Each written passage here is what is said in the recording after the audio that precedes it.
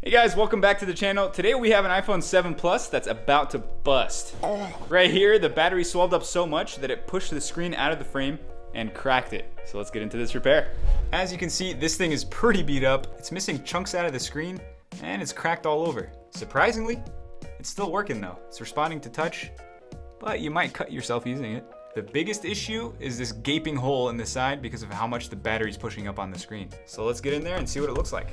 So I'll start by grabbing my Penelope screwdriver and we're gonna hit these bottom screws. I should probably turn this thing off. Oh wow, now it doesn't want to respond to touch. Well, I'll just have to unplug the battery. So I'll heat this thing up. This side won't need heat, it's already separated. I'll grab my mini Isessimo and start prying away. That came out fairly easy. Oh wow. Yep, it's swollen all right. Oh wow.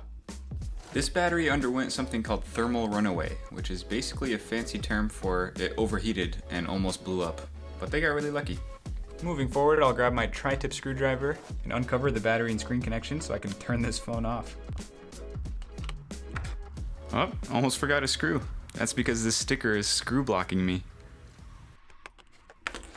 Why would you put your sticker on top of a screw? That's just annoying. You see that? So I'll remove the cable cover and unplug the battery as soon as possible, followed by unplugging the screen and ear speaker connections.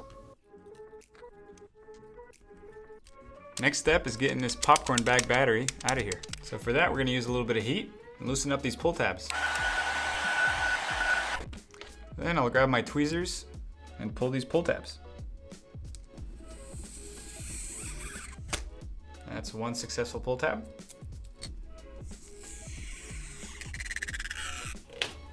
Two successful pull tabs.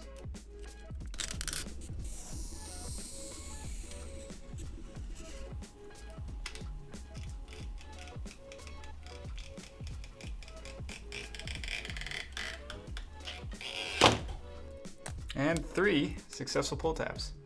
Now this thing should just pop right out of there. Well, yes. A little bit of extra pull tab. But hey, it didn't explode. So let's see if we can make it.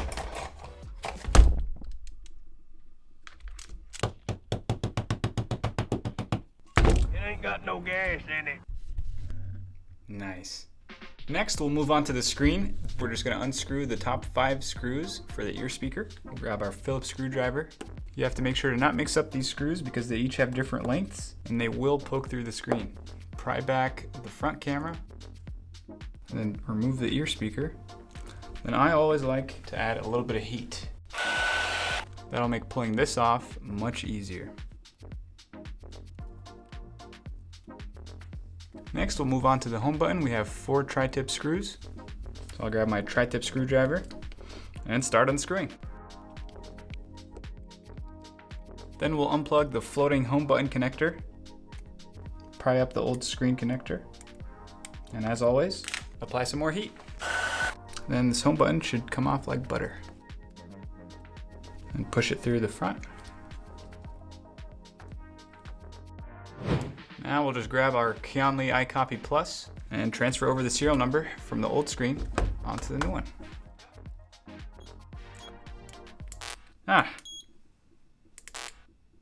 Well, it's not reading it because apparently whoever did it last didn't transfer over the serial number. That's something that can be fixed on the computer, but we're gonna skip that for now.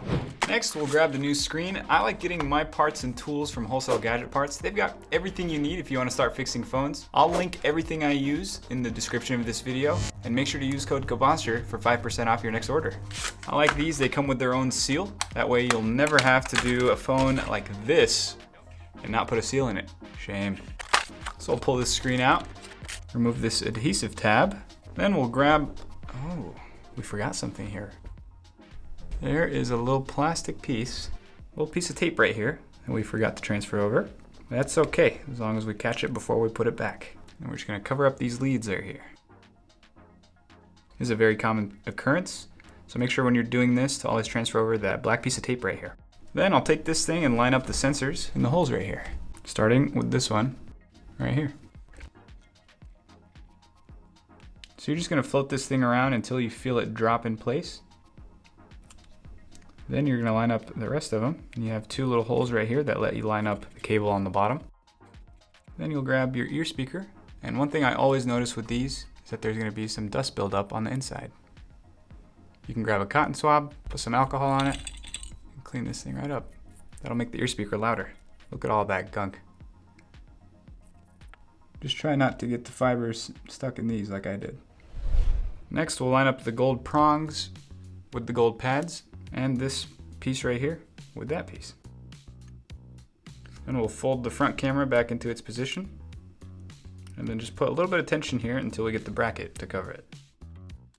There we go. So I'll grab my Phillips screwdriver and screw this thing in. Moving on to the home button, we're just gonna pull this tab off. Then we're gonna have to peel this and feed the home button through the front. Then we slide it under the connector. Then fold it over it and plug it in. You'll feel it click and you'll be good to go. And we'll grab the home button bracket and screw it down. For this, we're back to the tri-tip screwdriver. And then we'll just have one Phillips screw to the left of that. All right, that screen is prepped. Next, we'll move on to the frame and clean it out. This frame has to be squeaky clean so that this seal sits on it properly.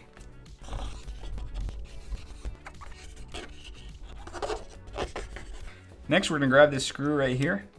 This looks like it was from the old screen, so we can just add that to our screw pile. Then we're gonna grab our new seal and put it on the frame. We'll line up this camera hole with the camera and lay it down.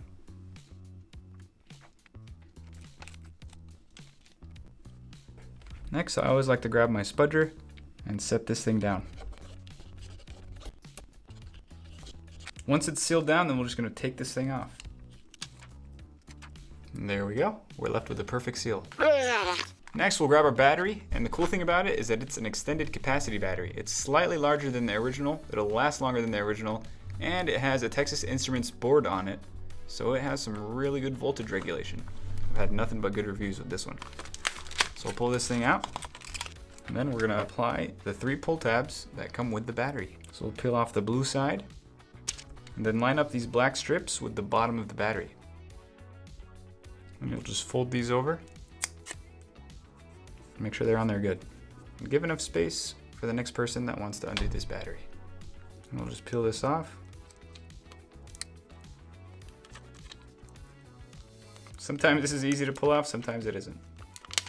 There we go. Next, we're gonna bend this connection and set it in place. Just line up the connection on here, and you'll be good to go.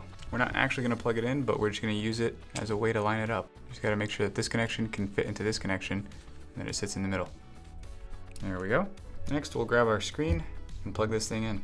I find that plugging in the ear speaker first while holding the screen at a slight angle makes it much easier to line everything else up. We'll go with the lower connection first, and this one. Last but not least, we'll plug in the battery. And now for the moment of truth. Let's see if this thing turns on. That is a very good sign. And there we go. Everything appears to be working fine with the screen. We'll go in and check the battery health. And yep, back to 100%. Sweet.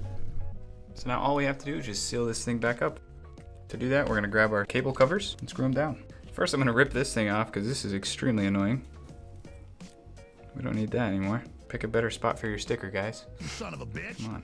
Worry about the next technician too.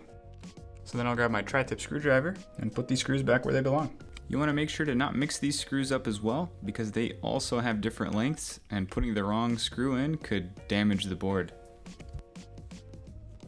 Then I always like to make sure that everything else is tight because over the years everything can get loose with vibration. Oh yeah, that needed about half a turn. Next, we'll just hook these top hooks into the frame and then pop the screen in place. And for our last step, we'll replace the bottom pentalobe screws. And there we go, everything appears to be working fine. As good as new, or almost as good as new. Anyways, thanks for watching. Sounded like shoe nice.